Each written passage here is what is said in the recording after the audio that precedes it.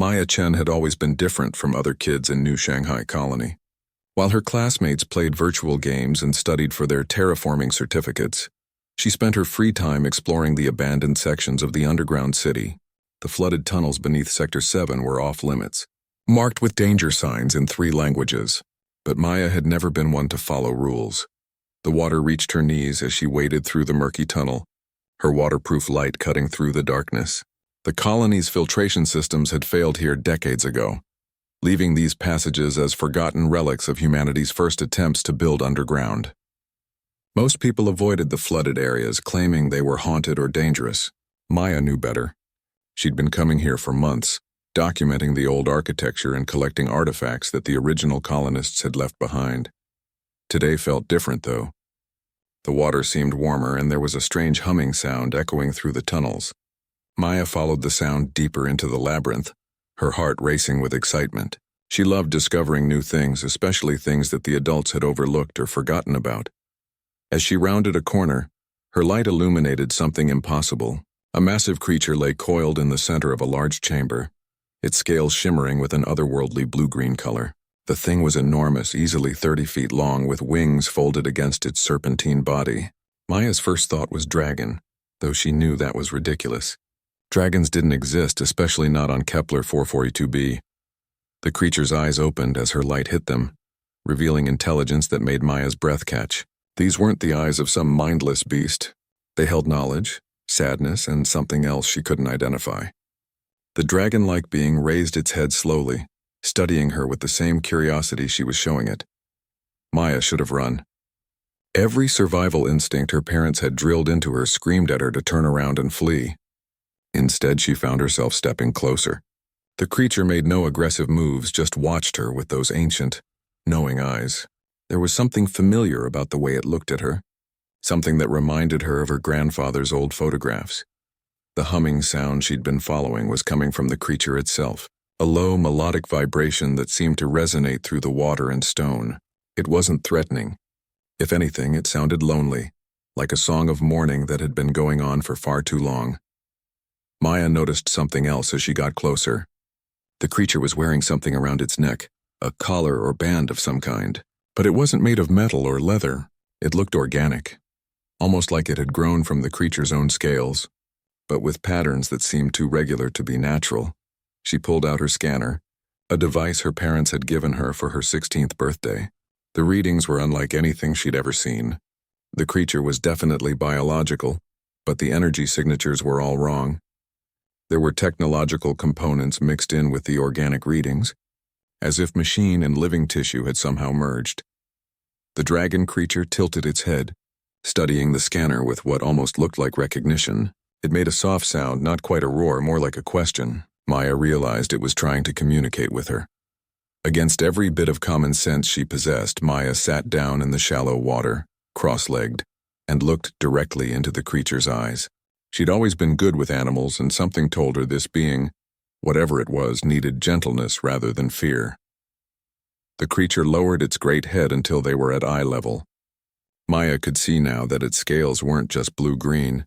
They had patterns etched into them, symbols that looked almost like writing. The collar around its neck had similar markings, but these seemed to pulse with a faint light. Maya reached into her backpack and pulled out her emergency rations, offering a protein bar to the creature. The dragon sniffed it carefully, then gently took it from her hand with surprising delicacy. Its teeth were massive, but it was incredibly careful not to hurt her. As the creature ate, Maya noticed something that made her heart race. One of the symbols on its collar looked exactly like the logo of the Kepler Colonial Authority, the organization her grandfather had worked for before the colony was established. But that was impossible. The KCA had been dissolved 30 years ago, long before anyone had discovered this planet contained indigenous life. The dragon finished the protein bar and made that questioning sound again. This time Maya tried to respond, speaking softly in standard colonial. The creature's eyes widened with what looked like understanding, and it began to make more complex sounds, almost like it was trying to form words. Maya's scanner continued to beep with readings that shouldn't have been possible. The creature registered as both fully organic and partially synthetic, with neural activity that suggested high intelligence. But most disturbing of all, some of the technological signatures matched patterns she'd seen in her grandfather's old research files that were supposed to be classified. The water around them began to glow faintly, and Maya realized it wasn't bioluminescence. The creature was generating some kind of energy field, and the water was conducting it. The patterns on its scales and collar were glowing brighter now, responding to her presence. Maya made a decision that would change everything. She reached out slowly and touched one of the glowing symbols on the creature's neck. The moment her skin made contact, images flooded her mind, memories that weren't her own, experiences from a perspective that was definitely not human. She saw the colony as it was being built, but from above, from the air. She saw the first human ships arriving, saw the construction of the underground cities, but she also saw something else, something that made her stomach turn. She saw humans in lab coats, saw experiments, saw creatures like this one being captured and modified. The dragon creature pulled back, breaking the connection, and Maya gasped as her own consciousness returned. The being was watching her with new intensity, as if it had shared those memories on purpose, as if it wanted her to understand something important. Maya looked at the creature with new eyes, seeing not just an alien being, but something that had once been different, something that humans had changed. The collar wasn't just decoration or communication device. It was a control mechanism, and the technological components she'd detected weren't additions to the creature's biology. They were replacements. She understood now why the tunnels had been flooded and abandoned. The colony administrators hadn't just found this place unsuitable for human habitation. They'd been covering up evidence of something terrible, something that her grandfather's generation had done in the name of colonization and progress. The dragon creature seemed to sense her realization.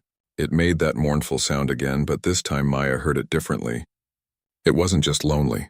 It was grieving, mourning for something that had been taken from it, something that could never be returned. Maya spent the next 3 days in her room, poring over every file she could access about the early days of the colony. Her parents thought she was sick, bringing her soup and checking her temperature, but Maya barely noticed. She was obsessed with understanding what she'd seen in those shared memories. The official records told a sanitized story. Humans had arrived at Kepler 442b and found it uninhabited. The underground construction had proceeded without incident. The flooded tunnels had been abandoned due to structural problems and flooding from underground springs. Everything was clean, official, and completely false. Maya knew how to access her grandfather's old files. He'd taught her the passwords before he died, telling her that someday she might need to know the truth about the colony's founding. At the time, she'd thought he was just being dramatic. Now she understood he'd been preparing her for this moment. The classified files painted a very different picture. Kepler 442b hadn't been uninhabited at all.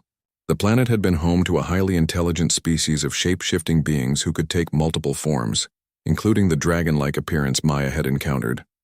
They'd been peaceful, curious about the human colonists, and willing to share their world. The early colonial reports described them as remarkable beings with advanced biotechnology. They could modify their own bodies, heal from almost any injury, and lived for thousands of years. Their society was built around harmony with their environment, using living architecture that grew rather than being constructed.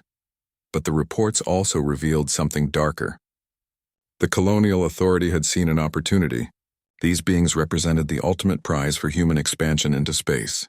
If their abilities could be understood, replicated, or controlled, humanity would have a massive advantage in colonizing hostile worlds.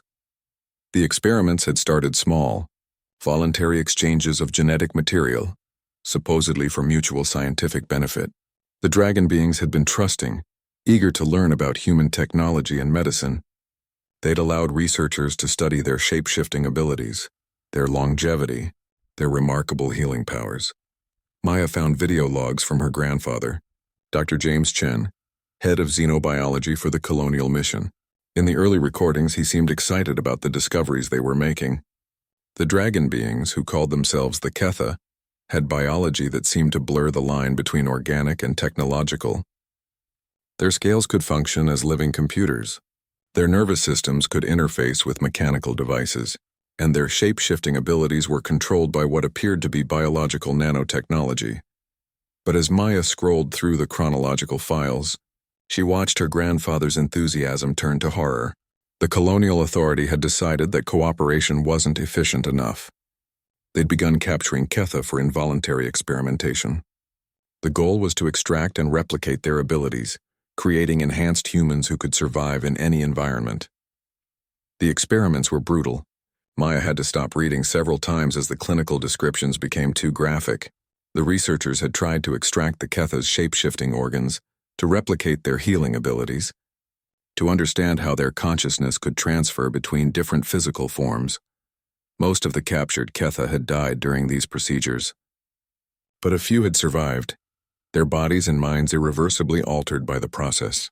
The collars Maya had seen weren't just control devices. They were life support systems, keeping the surviving Ketha alive after the experiments had damaged their natural biology beyond repair. Her grandfather's final video logs showed a man consumed by guilt and horror. He'd tried to stop the experiments, tried to expose what was happening, but the colonial authority had threatened to arrest him for treason. Instead, they'd transferred him to a civilian position and classified all his research. The flooding of the tunnels hadn't been an accident either. When the colonial authority had decided to terminate the xenobiology program, they'd needed to dispose of the evidence. The surviving Ketha had been left in the abandoned sections. The tunnels had been flooded to make them inaccessible, and the entire program had been erased from official records. Maya realized that the creature she'd met wasn't just one of the Ketha. It was probably the last one, left to die slowly in the flooded tunnels while the colony above thrived on the planet its people had once called home. She made another discovery that changed everything. Hidden in her grandfather's files was a detailed map of the tunnel system, including areas she'd never explored.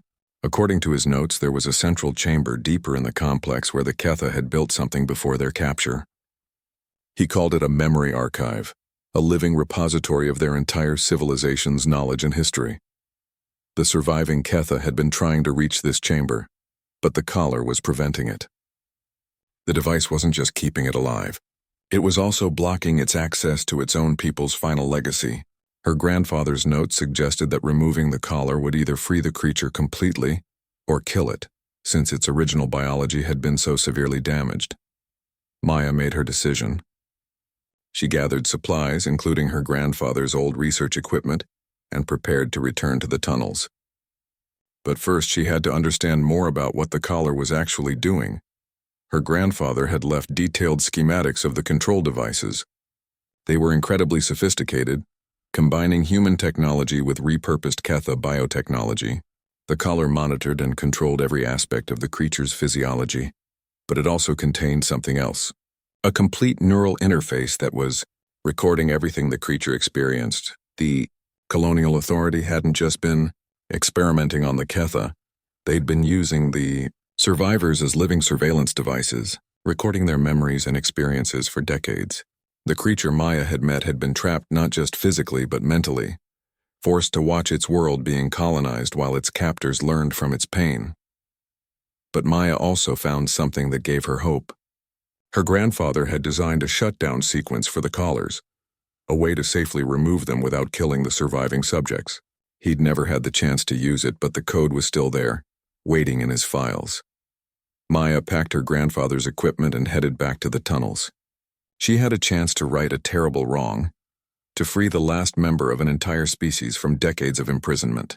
But she also knew that once the truth came out, it would destroy everything the colonists believed about their new home.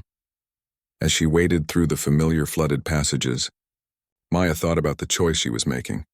She could walk away, pretend she'd never seen the creature, never learned the truth about the colony's founding. Her life would be simpler, safer, more comfortable. But she couldn't get those ancient, intelligent eyes out of her mind. The creature had trusted her enough to share its memories, to show her the truth about what humans had done. She owed it more than comfortable ignorance. When she reached the chamber, the creature was waiting for her, as if it had known she would return. It looked at the equipment she carried and made that questioning sound again. But this time Maya thought she heard hope in its voice. Maya set up her grandfather's devices and began running diagnostics on the collar. The creature remained perfectly still, seeming to understand that she was trying to help. The readings confirmed what she'd suspected. The collar was the only thing keeping the creature alive, but it was also the thing keeping it trapped. She looked into those ancient eyes and made a promise. Whatever happened next, she would free this being from its prison even if it cost her everything she'd ever known. Maya worked through the night, her grandfather's equipment humming softly in the flooded chamber. The shutdown sequence was incredibly complex, requiring precise timing and coordination between multiple systems. One wrong move would either leave the creature trapped forever or kill it outright. The Ketha remained motionless during the entire process, but Maya could feel its attention focused on her every movement. Occasionally it would make soft sounds, almost like encouragement, as if it understood exactly what she was trying to do. As the hours passed, Maya began to understand just how sophisticated the collar really was. It wasn't just monitoring the creature's vital signs.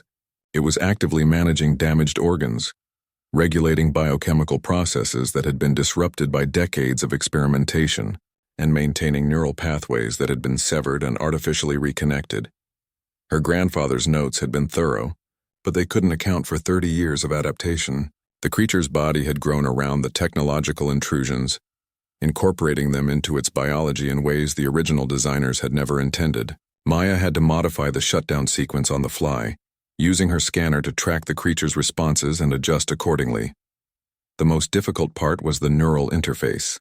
The device had been recording the creature's memories for decades, but it had also been suppressing certain biological functions. Maya realized that the collar wasn't just preventing the creature from accessing the memory archive her grandfather had mentioned. It was actively blocking the creature's ability to shapeshift, keeping it locked in its current form. As Maya worked on the neural components, she began to receive flashes of the creature's memories again. But these were different from the first contact. These were older memories from before the experiments began. She saw the Ketha as they had once been, a thriving civilization of beings who could take any form they chose.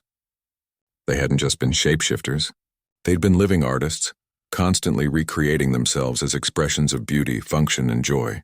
Their cities had been alive, growing and changing with their inhabitants' needs and desires.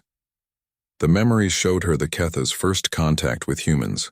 They'd been fascinated by these strange, rigid beings who couldn't change their forms, but who carried their adaptability in tools and machines. The early cultural exchanges had been wonderful, with Ketha learning human arts and sciences while humans marveled at biotechnology beyond their comprehension. Maya saw her grandfather as a young man, working alongside Ketha researchers in laboratories that were themselves living organisms. The partnership had been productive and joyful, advancing both species' understanding of biology and technology. For a brief, shining moment, it had seemed like humanity, and the Ketha would build something amazing together. Then came the darker memories, the first disappearances. Ketha researchers who went to work with human scientists and never returned. The growing fear in the community as more and more of their people vanished. The desperate attempts to maintain diplomatic relations, even as it became clear that some humans saw them not as partners, but as resources to be exploited. The creature's personal memories were the most heartbreaking. Maya saw it saying goodbye to its family, volunteering for what it believed would be a simple cultural exchange program. It had been excited to learn more about human technology, eager to share its own knowledge in return. The last clear memory before the experiments began showed the creature in its natural form, not the dragon-like shape Maya knew, but something far more beautiful and alien. Its true body had been fluid, crystalline, capable of shifting between solid and liquid states while maintaining consciousness and identity. It had been living art, a being of impossible grace and beauty. Maya's hands trembled as she continued working on the collar. She was trying to free not just an individual, but the last remnant of an entire way of being. The weight of that responsibility was almost overwhelming. The shutdown sequence reached its critical phase just as dawn light began filtering down through cracks in the tunnel ceiling. Maya had to enter the final codes in a specific order, with precise timing, while monitoring the creature's vital signs through her grandfather's equipment. The creature seemed to sense the approaching moment of truth. It raised its head and looked directly at Maya, and she saw something new in its ancient eyes. Not just hope, but trust. This being, after everything humans had done to it and its people, still believed that one human might be different. Maya entered the first code. The collar's lights began to pulse in a different pattern. She waited for the creature's vital signs to stabilize, then entered the second code. The humming sound that had led her to this place changed pitch, becoming something that sounded almost musical. With the third code, Maya felt the creature's consciousness touch hers again. But this time, instead of sharing memories, it was sharing something else, forgiveness. Despite everything it had endured, it harbored no hatred for humanity. It understood that the crimes committed against its people had been the work of individuals, not the entire species. The fourth and fifth codes came quickly. The collar's control systems began shutting down one by one. Maya watched her scanner as the creature's natural biological processes began reasserting themselves for the first time in decades. As she prepared to enter the final code, the creature made a sound she'd never heard before. It was complex, musical, and somehow conveyed gratitude more profound than words ever could. Maya realized it was saying goodbye not just to her, but to the form it had been trapped in for so long. She entered the final code. The collar's lights went out. For a moment, nothing happened, and Maya feared she'd failed. Then the device began to dissolve, the artificial components separating from the organic ones that had grown into the creature's body.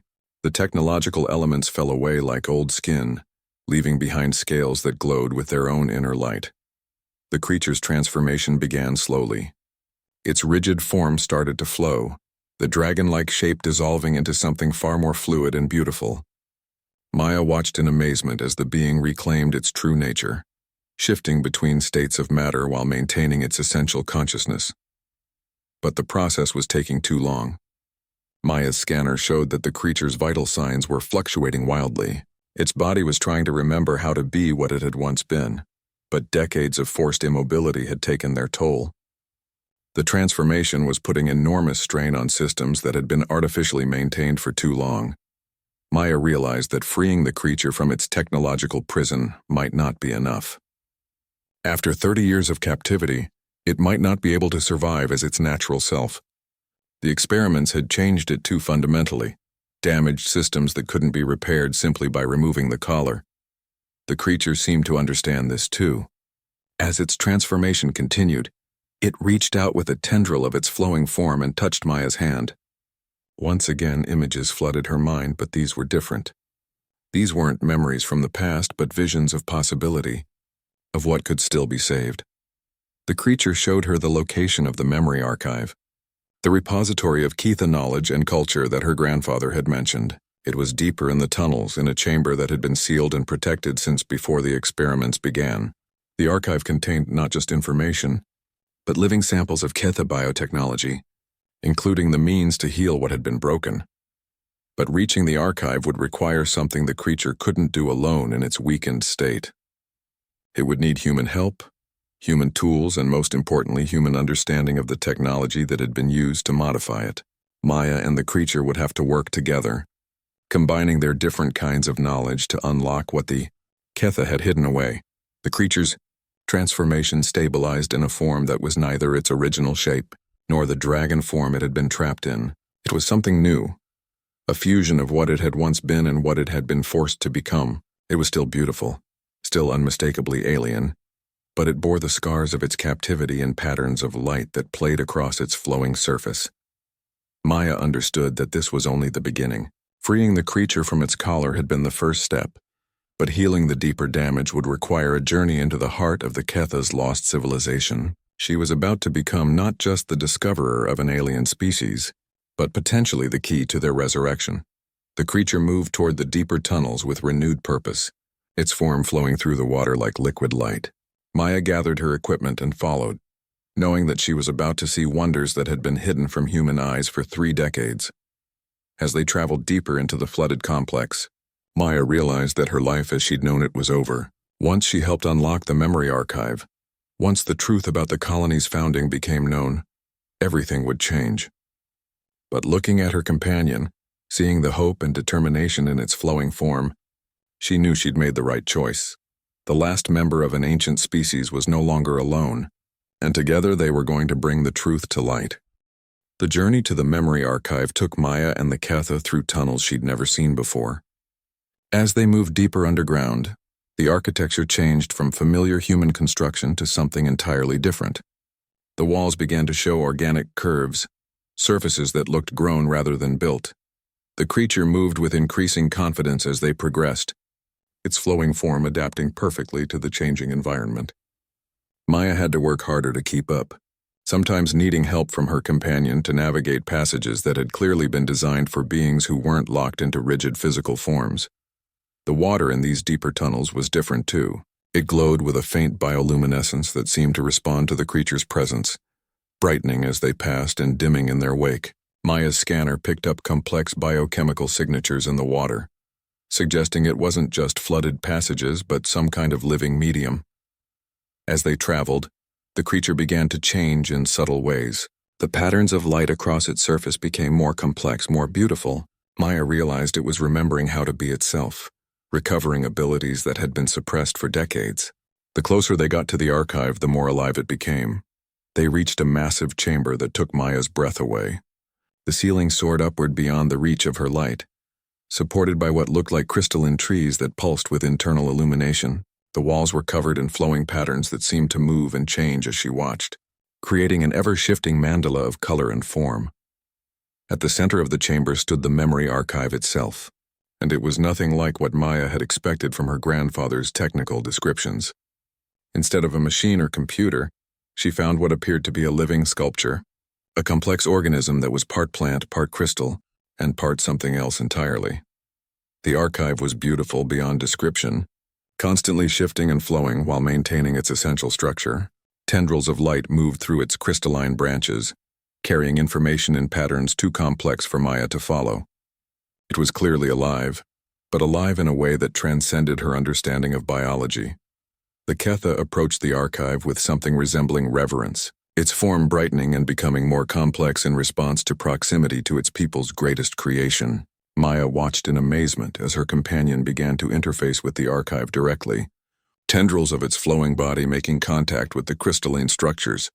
The moment the connection was established, the entire chamber came alive. Light raced through the walls, floor, and ceiling in patterns that hurt Maya's eyes to follow directly.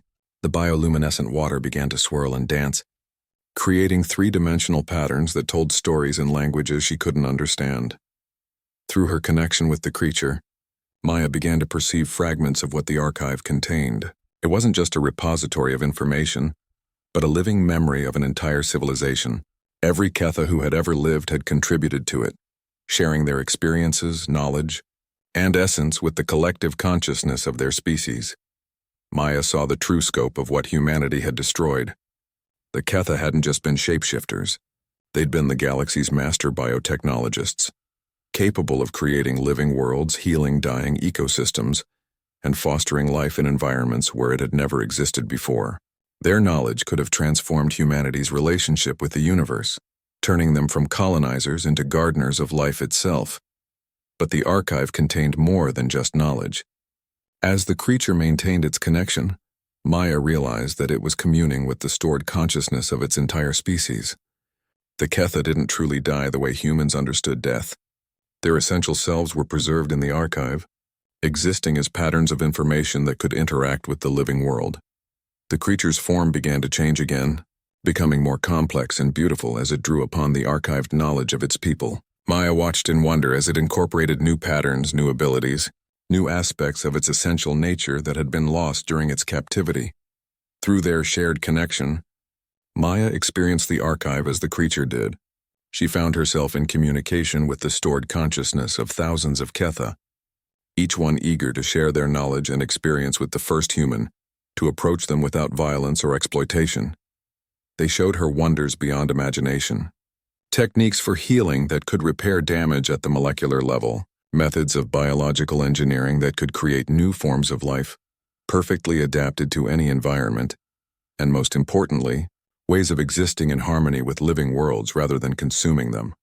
But Maya also sensed something troubling in the archive. The stored Ketha were dying, their patterns slowly degrading as the archive's biological components aged without maintenance.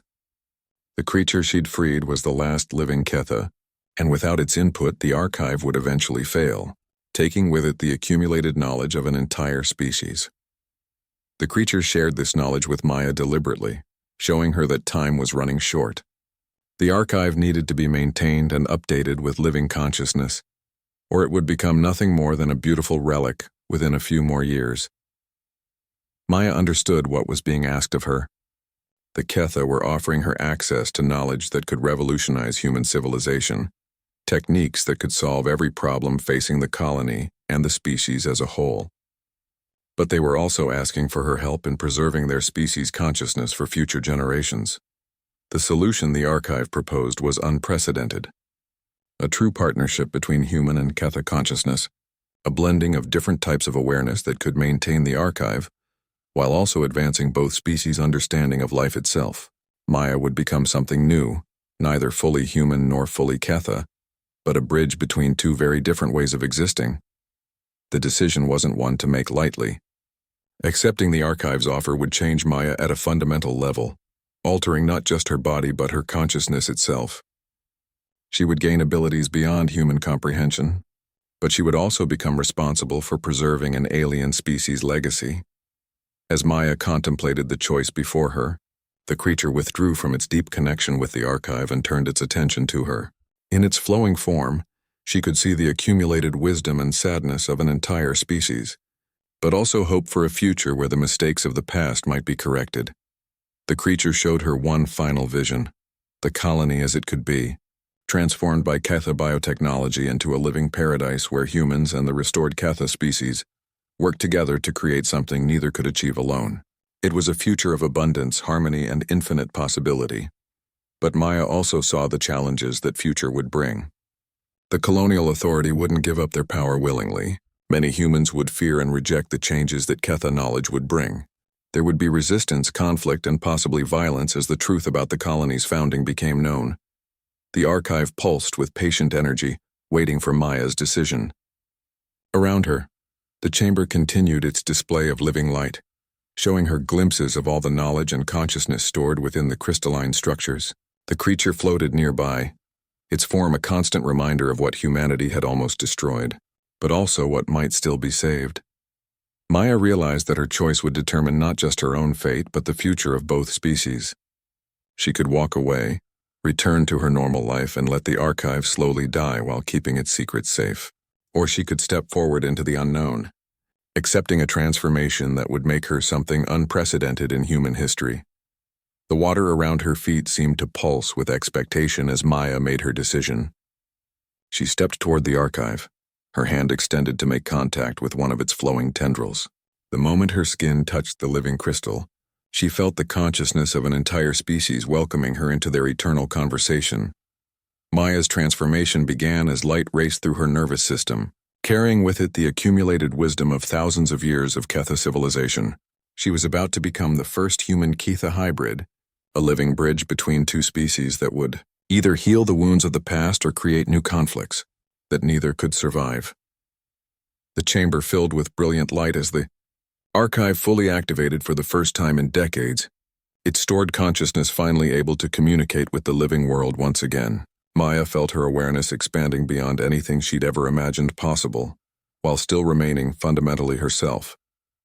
The future was no longer predetermined. With the archive restored and Maya's transformation beginning, both species now had a chance to write a new story together. Maya's transformation was unlike anything she could have imagined. As the archive's energy flowed through her, she felt her consciousness expanding while her body began to change at the cellular level. The process was painless but overwhelming, like trying to drink from an ocean of knowledge and experience. Her enhanced awareness allowed her to perceive the creature beside her with new clarity. She could see the damage that decades of captivity had inflicted, but also the incredible resilience that had allowed it to survive. More importantly, she could now understand its true nature. The being wasn't just an individual Ketha, but a living repository of its species' final days, carrying within itself the memories of hundreds of its people who had died during the experiments. Through the archive's connection, Maya began to experience the collective consciousness of the Ketha in a way no human ever had before. She found herself in conversation with beings who had lived for millennia, who had witnessed the birth and death of civilizations, who understood life and death as different aspects of the same continuous process. The knowledge was staggering. Maya learned that the Ketha had once been spread across dozens of worlds, each colony adapting to its environment in unique ways, while maintaining connection through archives like this one. They had been explorers and gardeners of life, seeding dead worlds with possibility, and nurturing existing ecosystems to new heights of complexity and beauty. But she also learned why they had been so vulnerable to human exploitation. The Ketha had never developed weapons or military technology because they had never encountered a species that would attack without provocation. Their entire civilization had been built on cooperation and mutual benefit. They simply hadn't understood that humans might see them as resources rather than partners. As Maya's transformation progressed, her body began to incorporate Ketha biotechnology at a molecular level. Her cells became more adaptable, capable of rapid healing and limited shape-shifting. Her nervous system developed new pathways that allowed her to interface directly with living technology. Most importantly, her consciousness gained the ability to exist partially outside her physical form, connected to the archive's vast network of stored minds. The creature watched Maya's transformation with what she now recognized as parental pride. It had been hoping for this outcome since their first meeting, sensing in her the potential to become something new, something that could bridge the gap between two very different species. Through her enhanced perceptions, Maya could see that her companion was also changing. The connection to the archive was healing damage that had seemed permanent, restoring abilities and aspects of its nature that had been suppressed or destroyed during its captivity. It was becoming more than just a survivor. It was becoming a teacher and guide for Maya's development. But Maya also sensed something troubling. Her transformation was creating ripples in the colony's information networks. The biomonitoring systems that tracked all colonists' health were registering her changes, sending alerts to the medical authorities. Her parents were probably already being contacted about her disappearance, and soon search teams would be looking for her. The archive showed her the immediate challenges they would face. The colonial authority still existed, now integrated into the planetary government, and many of the officials who had overseen the original experiments were still in positions of power. They would see Maya's transformation not as a miracle of cooperation, but as a threat to their control and a potential exposure of their crimes. Maya's enhanced consciousness allowed her to access the colony's information systems in ways she'd never been able to before. She could feel the digital networks that connected every aspect of colonial life, could sense the flow of data and communication across the entire settlement. Through this expanded awareness, she detected the growing alarm as her biometric readings triggered security protocols. Search teams were already being dispatched to the flooded tunnels. Worse, the medical alerts had reached Dr. Sarah Hendricks, the current head of Colonial Health Services, who was one of the few surviving members of the original xenobiology team. Hendricks would recognize the signs of Ketha-human integration immediately. The creature sensed Maya's growing panic and moved closer, its form flowing around her in a gesture of protection and comfort. Through their shared connection, it showed her that fear was counterproductive. The Ketha had survived for thousands of years by adapting to challenges, not by avoiding them. Maya's transformation gave her abilities that the colonial authorities couldn't match or control, but Maya also had something the original Ketha hadn't: knowledge of human psychology and society. She understood how the colonists would react to the truth, what fears would drive them, and most importantly, what hopes might overcome those fears. The Ketha had been naive about human nature, but Maya wasn't. Together, she and the creature began to develop a plan. They couldn't simply reveal the truth and expect humanity to accept it. The revelation would have to be carefully managed, presented in a way that emphasized opportunity rather than guilt, progress rather than punishment. The archive provided them with the tools they would need. Hidden within its biological matrices were samples of Ketha biotechnology that could solve many of the colony's most pressing problems. Food production could be increased dramatically through living crop systems that adapted to any environment. Energy needs could be met through biological generators that drew power from planetary magnetic fields. Most importantly, medical technology could be advanced by centuries, virtually eliminating disease and extending human lifespans dramatically. Maya realized that her transformation made her uniquely qualified to present these gifts to humanity. She was still recognizably human, still connected to colonial society through family and friends, but she also carried within herself proof of what cooperation with the Ketha could achieve. She could be living evidence that partnership, not exploitation, was the path to humanity's future. As her transformation neared completion, Maya felt the full weight of what she had become. She was no longer just a human who had learned about an alien species. She was something new, a hybrid consciousness that carried within itself the hopes and dreams of two very different forms of life. The creature began to take on a new form, its flowing body adopting a shape that was more familiar to Maya while retaining its essential alien nature. She realized it was preparing to return with her to the human settlements, ready to face whatever consequences their revelation might bring. Through the archive's connection, Maya sensed the approval of thousands of stored Ketha consciousness. They had been waiting for decades for this moment, for the chance to share their gifts with humanity rather than having them stolen through violence and deception. Maya and her companion were their ambassadors to a species they still hoped to call friends. But Maya also felt the weight of responsibility. If she failed, if the colonial authorities managed to capture or kill them, the archive might never get another chance to reach out to humanity. The stored consciousness of an entire species would slowly fade into memory, taking with it knowledge that could transform not just the colony, but human civilization itself. Maya's transformation reached its culmination as her awareness fully integrated with the archive's network. She could feel the stored consciousness of the Ketha as clearly as her own thoughts, could access their knowledge as easily as her own memories, but she remained fundamentally human, retaining her connections to family, friends, and the life she had built in the colony. She was ready to return to the surface and change everything. The creature finished its own preparations, adopting a form that would be impressive but not immediately threatening to human eyes. Together they began the journey back through the flooded tunnels, carrying with them the accumulated wisdom of an ancient species and the hope of a future where two very different forms of consciousness could work together. As they swam toward the surface, Maya felt the first stirrings of her new abilities. She could sense the emotional states of every person in the colony, could feel their fears and hopes as clearly as physical sensations. Most importantly, she could project feelings of calm and trust, helping to ease the panic that would inevitably follow their emergence. The time for hiding was over. Maya and the last of the Ketha were about to step into the light and offer humanity a choice: continue the path of exploitation and fear, or embrace a future of cooperation and infinite possibility. The transformation was complete. Now came the hardest part, convincing her own species to accept what she had become. Maya and her companion emerged from the tunnels into the colony's lower levels, just as the search teams were arriving. The transformation had taken longer than Maya had realized, and dawn had become midday while they were in the archive. The colony was in full alert mode, with security personnel cordoning off the tunnel entrances and medical teams standing by. Maya's parents were among the crowd, their faces etched with worry and confusion.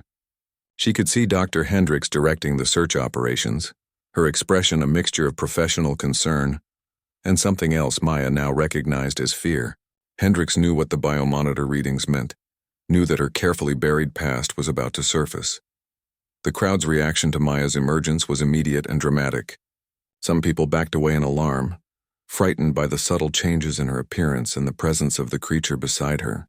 Others pressed forward, drawn by curiosity and the strange sense of calm that Maya was unconsciously projecting. Maya's father stepped forward first, his parental instincts overriding his fear. "Maya, sweetheart, are you hurt? What happened to you?" Maya looked at her parents, seeing them with her enhanced perception for the first time.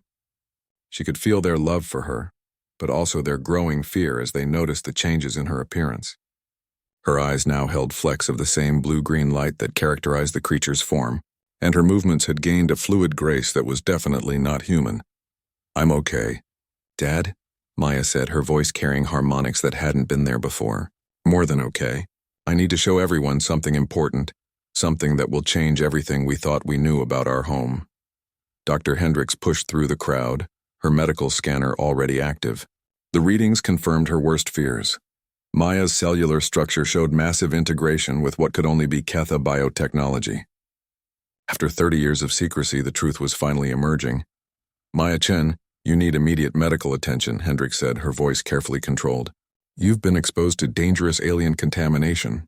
We need to get you to isolation immediately."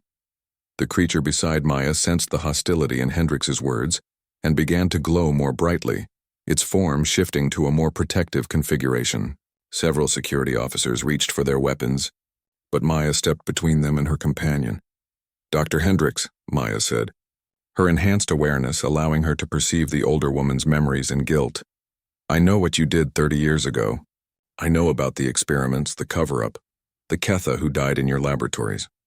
But I also know that you tried to stop it, that you've spent 3 decades living with the guilt of what your colleagues forced you to participate in." Hendricks went pale, her scanner falling from nerveless fingers. Around them, the crowd murmured with confusion and growing alarm. Maya's words were carrying implications that no one wanted to believe. "I don't know what you think you know," Hendricks said weakly, "but you're clearly suffering from some kind of alien-induced psychosis. We need to get you help." Maya reached into her backpack and pulled out her grandfather's research files, now stored on a portable datapad. With her enhanced abilities, she projected the information directly into the colony's public communication system, making it available to every citizen simultaneously. "These are the classified records of the Kepler Colonial Authority's xenobiology program," Maya announced, her voice carrying clearly across the entire colony. "My grandfather, Dr. James Chen, documented everything. The Ketha weren't just discovered on this planet. They were the original inhabitants. They welcomed us, tried to share their knowledge with us, and in return we captured them, experimented on them, and committed genocide against their entire species." The crowd erupted in chaos as people's personal devices began displaying the horrific images and clinical reports from the secret experiments. Maya watched the reactions ripple through the gathered colonists. Shock, denial, horror, and in some cases, shame from those old enough to remember the early days of the settlement. "This creature beside me," Maya continued, gesturing to her companion, "is the last living member of the Ketha species. It survived 30 years of captivity and torture, kept alive by technology that was supposed to help it but instead became its prison. I freed it, and in return it shared with me the location of something incredible, a repository of knowledge that could solve every problem facing human civilization."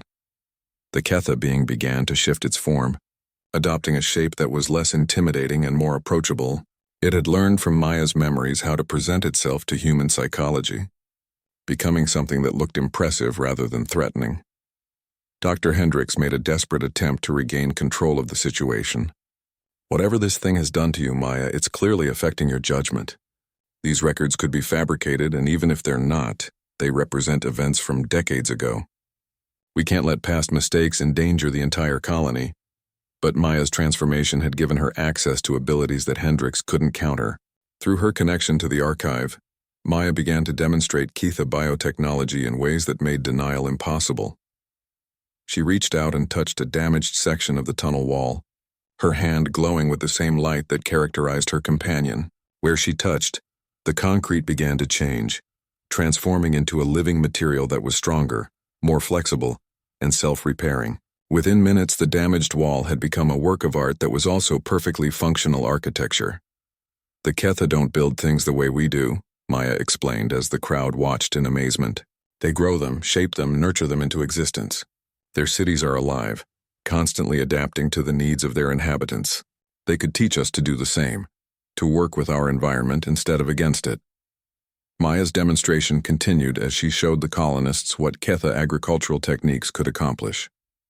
She took seeds from the emergency supplies and, with her transformed abilities, helped them grow into mature plants within minutes. The crops were unlike anything the colony had ever produced, more nutritious, more resilient, and capable of growing in any environment. "This is what cooperation looks like," Maya said as she distributed fruit from the instantly grown plants to the amazed colonists. "Not exploitation, not extraction, but partnership. The Ketha want to share their knowledge with us, to help us become better than we've been." But Maya also sensed growing resistance from certain members of the crowd, particularly those with connections to the colonial government. The revelation of the experiments was bad enough, but the implications of her transformation threatened the entire power structure that had grown up around the colony's lies. Governor Martinez pushed through the crowd, his face set in hard lines. Maya's enhanced perception allowed her to see his thoughts clearly. He was one of the few people who had known about the experiments all along, and he was terrified of what would happen if the full truth came out. "This is clearly some kind of alien mind control," Martinez announced. Maya Chen has been compromised by hostile alien technology. For the safety of the colony, we need to contain both her and this creature immediately. The crowd began to split, with some colonists supporting Maya's revelations and others backing the governor's call for containment. Maya realized that simply revealing the truth wasn't going to be enough. The colonial authorities would fight to maintain their power and their secrets, even if it meant destroying the last hope for human-Ketha cooperation. The creature beside Maya sensed the growing tension and began to prepare for conflict. Its form shifted again, becoming more defensive while still trying to appear non-threatening. Through their shared connection, it showed Maya that it was ready to protect her, even if it meant revealing abilities that would terrify the colonists. Maya made a crucial decision. Instead of allowing the situation to escalate into violence, she reached out with her enhanced consciousness and connected with every person in the crowd. For just a moment, she shared with them what she had experienced in the archive, the beauty of Ketha civilization, the tragedy of its destruction, and the incredible possibilities that still existed for cooperation. The effect was immediate and overwhelming. Colonists who had been ready to support the governor's call for containment suddenly understood what humanity had lost through its fear and greed. They felt the loneliness of the last Ketha, the hope that Maya's transformation represented, and the incredible gift that was being offered to their species. But Maya also felt the resistance of those who were too invested in the current system to accept change.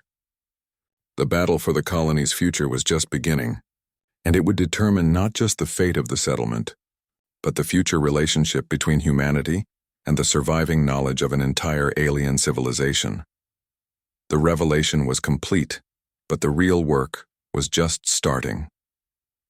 6 months after the revelation in the tunnels, New Shanghai Colony had become something unprecedented in human history.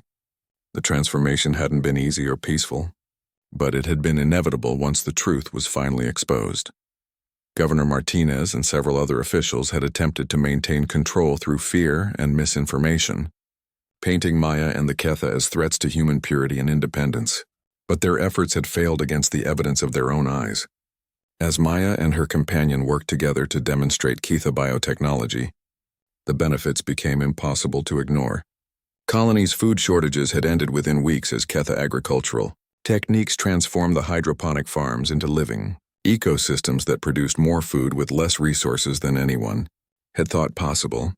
The chronic power shortages that had plagued the settlement for years disappeared, as biological generators began drawing energy from the planet's magnetic field and thermal systems. Most dramatically, the medical advances had saved lives that conventional human medicine couldn't touch. Maya's enhanced abilities allowed her to heal injuries and illnesses that had been considered terminal, while the archived knowledge provided treatments for genetic conditions that had plagued humanity for millennia. Dr. Hendricks had become one of Maya's strongest supporters after experiencing the healing of her own degenerative bone condition, a problem that had been slowly crippling her for years. The guilt she'd carried since the original experiments began to ease, as she worked to train a new generation of medical professionals in the integration of human and Ketha biotechnology. The transformation hadn't been limited to Maya. Several dozen colonists had volunteered to undergo partial integration with Ketha biotechnology, gaining enhanced healing abilities and limited shape-shifting capabilities while retaining their essential humanity. Each new hybrid served as a bridge between the two species, helping to translate Ketha knowledge into forms that traditional humans could understand and accept. Maya stood now in what had once been the flooded tunnels, but which had been transformed into a living cathedral of biological architecture. The Ketha archive had been moved here and expanded, its crystalline structures growing throughout the chambers to create a network of living memory that connected every part of the colony. Beside her, the last Ketha had taken on a form that was both beautiful and familiar, incorporating elements that spoke to human aesthetic sensibilities while remaining true to its alien nature.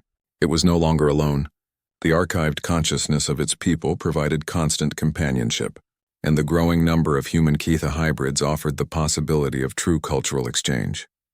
But perhaps most importantly, the creature was no longer the last of its kind.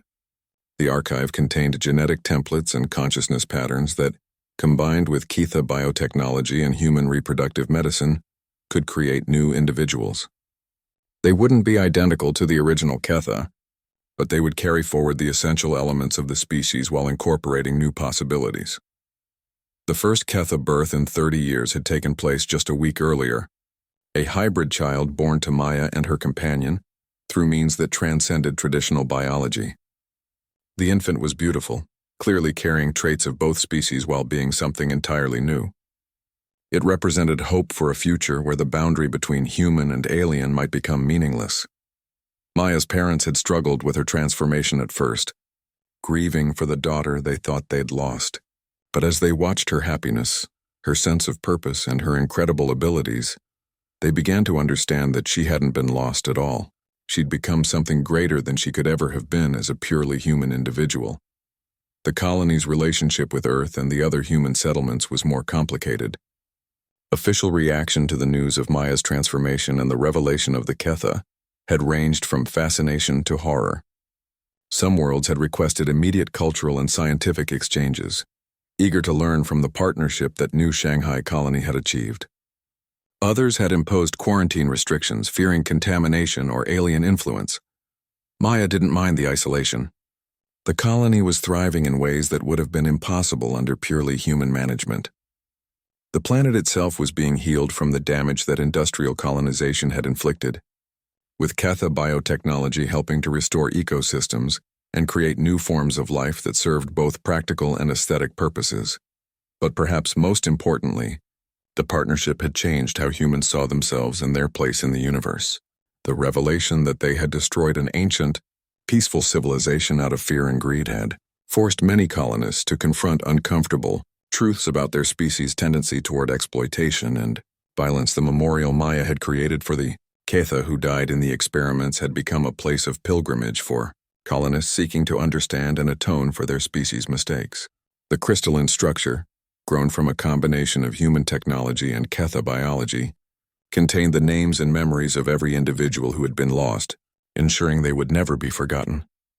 Governor Martinez had been removed from office and faced trial for his role in covering up the experiments, but Maya had advocated for mercy rather than punishment.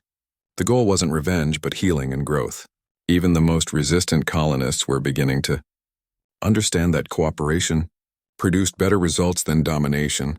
Maya's enhanced consciousness allowed her to perceive the emotional state of the entire colony, and what she felt filled her with hope. The fear and suspicion that had initially greeted her transformation were giving way to curiosity and acceptance. Children born after the revelation showed no prejudice against the hybrids, treating them as simply another type of person, rather than as something alien and threatening. The Ketha knowledge was also transforming human understanding of consciousness itself. The ability to store and share memories, to exist partially outside physical form, and to communicate across vast distances through biological networks was opening up possibilities that human science had only dreamed of. Maya often stood in the archive chamber, communing with the stored consciousness of thousands of Ketha individuals, learning from their experiences and wisdom. But she also spent time with the human colonists, helping them understand and integrate the new possibilities that partnership offered. The transformation of New Shanghai Colony had become a model for what cooperation between species could achieve. Delegations from other worlds were beginning to arrive, eager to learn how to replicate the partnership that had turned a struggling colonial outpost into a thriving center of biological innovation. But Maya's greatest pride was in the children. Human and hybrid children played together in the living gardens that had replaced the sterile corridors of the original colony. They were growing up in a world where the boundaries between species were fluid, where cooperation was valued over competition, and where the diversity of consciousness was seen as strength rather than threat. The last Ketha was no longer alone, and humanity was no longer limited by its own biological constraints. Together, they were creating something unprecedented, a truly collaborative civilization that honored both the achievements of the past and the possibilities of the future. Maya touched one of the archive's crystalline branches and felt the consciousness of her Ketha partner merge with her own. Together, they watched the children playing in the gardens, human and hybrid and something entirely new, all of them part of a future that neither species could have achieved alone. The girl who had once explored flooded tunnels in search of forgotten artifacts had become something far more important. A bridge between worlds, a healer of ancient wounds, and a mother to a new form of consciousness that would carry the best of both species forward into an unlimited future. In the depths of the living archive, the stored consciousness of the entire civilization whispered their gratitude and approval. The Ketha were no longer extinct, and humanity was no longer alone.